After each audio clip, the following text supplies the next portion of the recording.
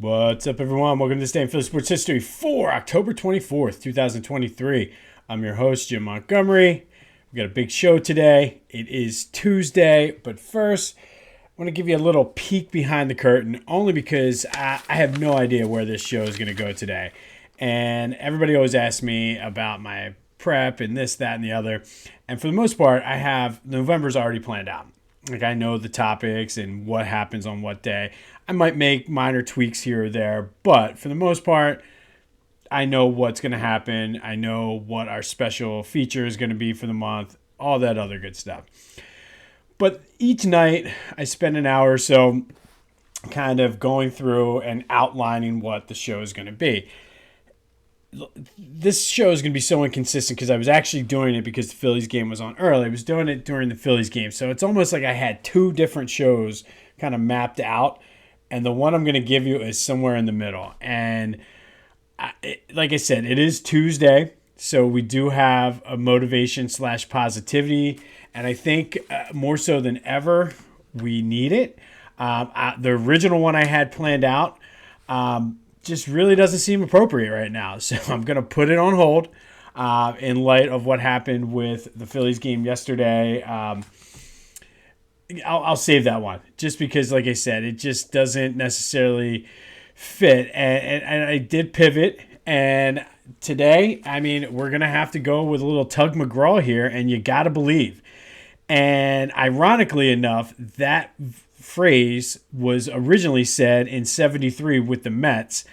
And it was, I believe, one of the few times in the time that there was like the NL East during that period from 69 to like 83 that it was not the Pirates or the Phillies that won the division. So that's where the you got to believe came from. But he did go on to win a World Series with the Phillies, and in subsequent years, they did use that quote. The Phillies did because it was more of a Tug McGraw quote than a Mets quote. So I wanted to give you the background of that. But you gotta believe, and obviously that goes hand in hand with the Phillies game tonight, Game 7. More on that in a minute. But I think because I like to keep this on Tuesdays about how you can apply it in your real life, I think this quote is no matter what you're doing, whether it's you're going to run a marathon or you have goals set to run a 5K or whatever you might be, you got to believe that you can do it. I try to instill that in my kids. You got to believe that you can do whatever you're going to do, whether it's riding your bike or being able to do a cartwheel, little things like that. And whether it's at work, you got to believe that you're going to nail that presentation, or you got to believe you're going to get that promotion. And I think ultimately, I feel like I'm rambling right now, but I think what I'm trying to say is we got to believe. And I've been back and forth. I didn't sleep much last night. And which is weird because typically as a Philly fan, I've learned to just sort of let the losses and everything roll off and whatever. But this one, I'm actually nervous. I'm really, really nervous because I believe that this team is a world champion. And I think, I don't know, even more so than the Eagles in the Super Bowl last year, I feel that this team should win the World Series. So I know it's not your typical normal Tuesday motivation/positivity, but I think in honor of the Phillies, in honor of Tug McGraw, who did win a World Series here in Philly, you got to believe. And let's go to Game 7. So let's do it. Let's do it for Tugger, if for nothing else. But again, that's something you can take into your real life. You got to believe it's not just a sports cliche. With all that being said, what a shitty game. Typically it doesn't happen where the pitching is bad and the offense is bad.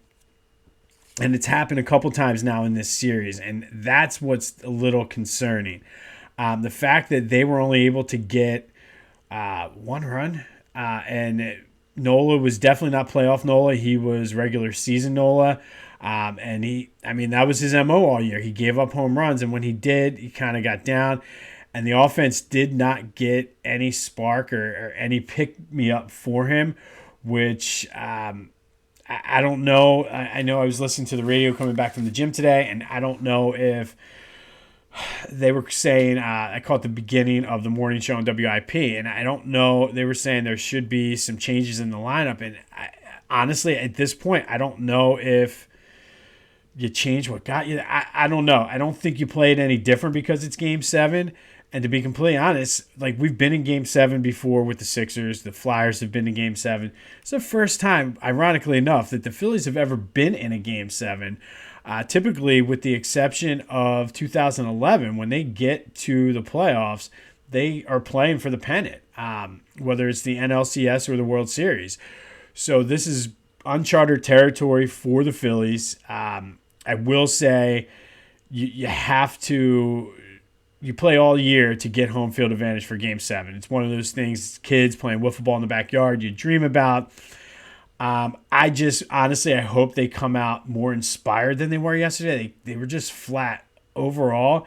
And the last time they did that was in Arizona, where they kind of just thought it came out almost like they were going to cakewalk.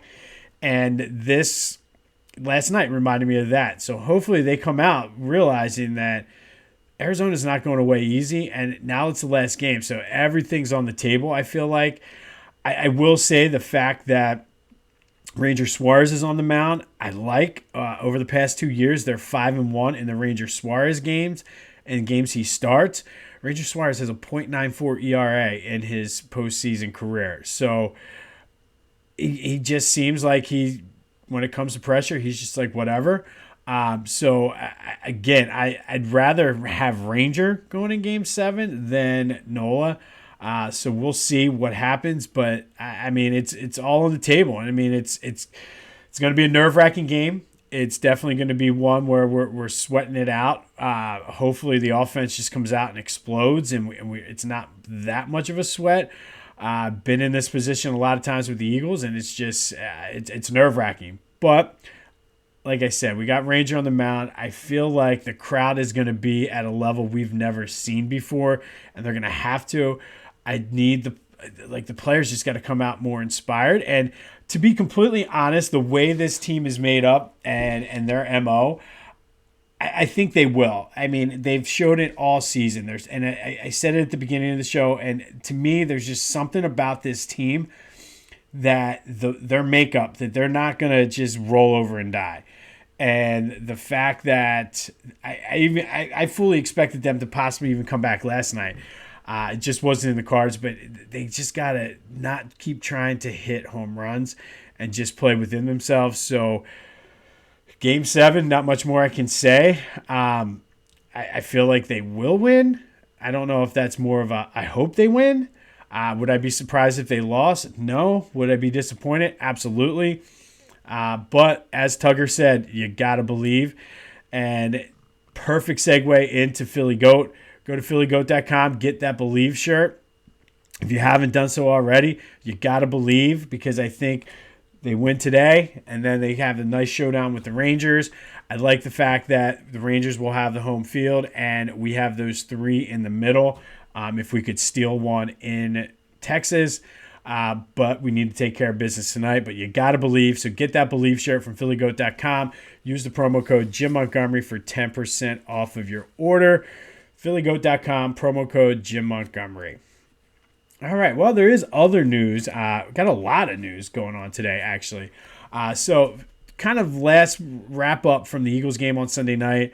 I just want to talk Nick Sirianni and just the balls that he has to go for the tush push 3 times on that drive that really sealed the game for them. Once with deep in his own territory. And just the swagger and the confidence he has when going to the camera and he's like, we do it well. And just running up and down the sidelines doing the first down thing.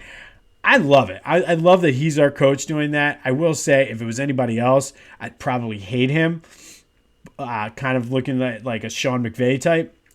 But I really do enjoy Nick Sirianni, and I love the confidence. As long as it keeps winning. I know there's going to be a time when it doesn't work out and people are like, that's just what we do.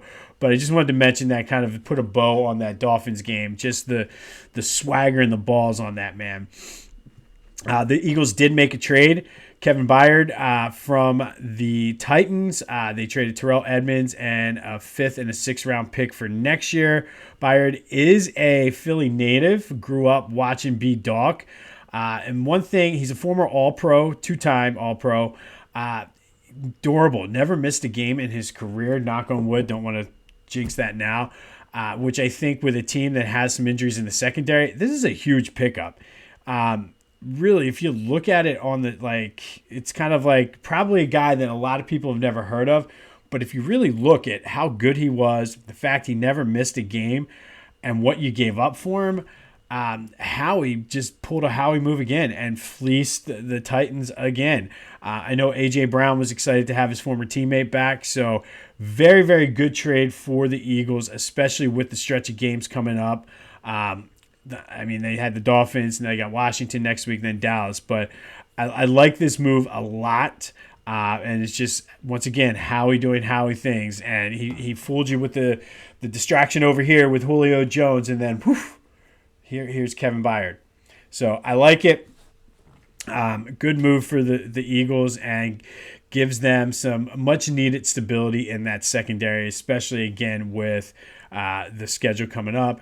And the 49ers lost last night too. So now they got a game lead for the number 1 seed over both the Lions and the 49ers, as well as a 1-game lead over the Cowboys in the division, with that big game coming up in 2 weeks.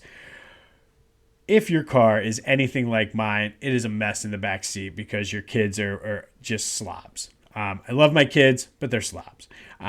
Lollipop wrappers, lollipop sticks, fruit snack wrappers, juice boxes, just random trash. And I don't know about you guys, but I don't know why. I have random ripped up paper. It's like they just rip paper and throw it on the floor just for the sake of throwing it.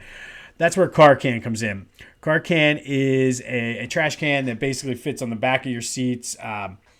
Kids can throw them in there. I know they have bags that you can put in them for easy just storage or disposal.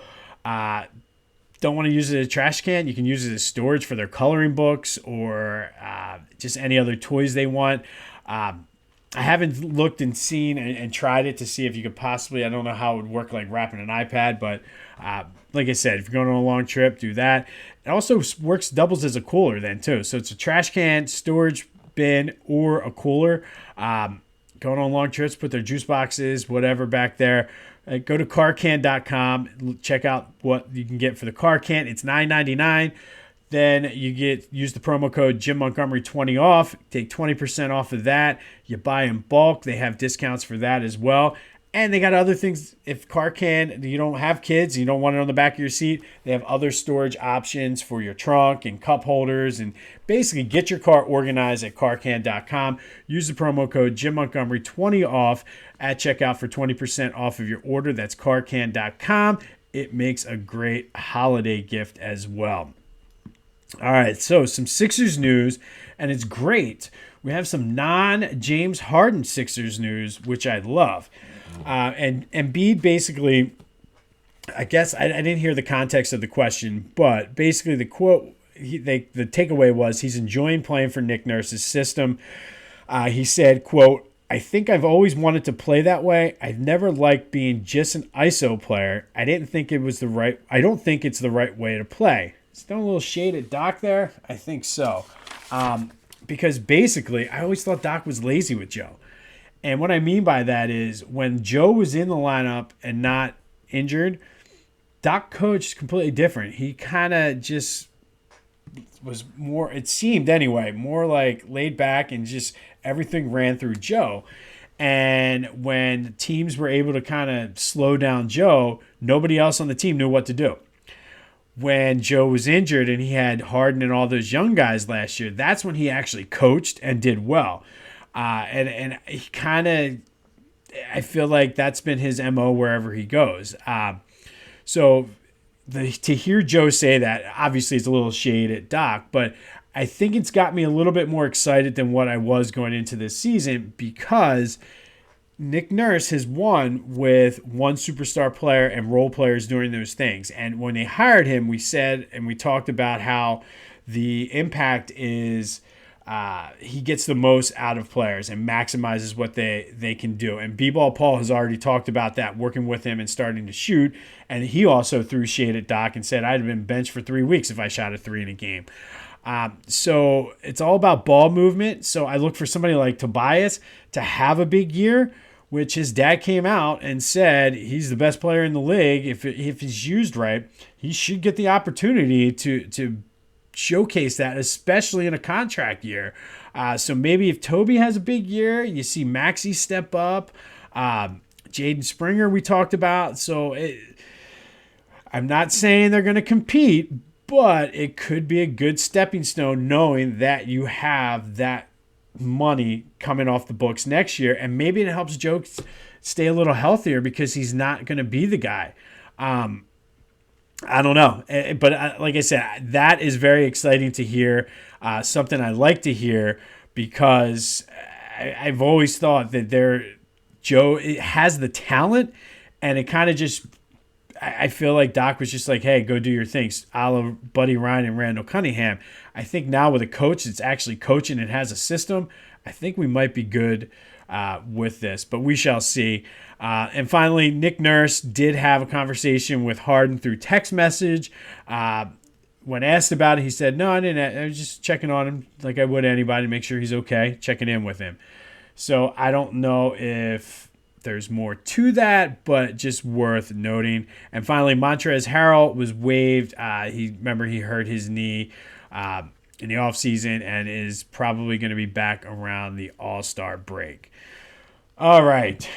Told you we had a big show, and sorry if I rambled a lot about the Phillies, and you got to believe, but you got to believe. All right, today we're going to go back to 1959, and on October 24th, 1959, the Philadelphia Warriors opened their season with a 118-109 win over the Knicks up in Madison Square Garden 3. And this is something I just learned last night during my research. I didn't realize. I thought this was the original Garden. This is the 4th iteration of Madison Square Garden. So let me know. Did I completely just, not that I follow the history of New York sports all like that. That's a whole nother podcast for somebody up in New York. But I didn't realize that this is now the 4th Madison Square Garden, all right in the same general area. But I don't know. I missed that. Anyway, rookie Wilt Chamberlain made his NBA debut, scoring 43 points and 28 rebounds. The previous season, he had played for the Harlem Globetrotters after leaving Kansas after his junior year. The NBA did not let underclassmen play until there was their much different than what it is today. But they had to be 4 years, basically whatever their graduation date was, before they could play in the NBA. He was drafted as a territorial pick for the Warriors, which was a way to kind of get interest in the NBA during its earlier years.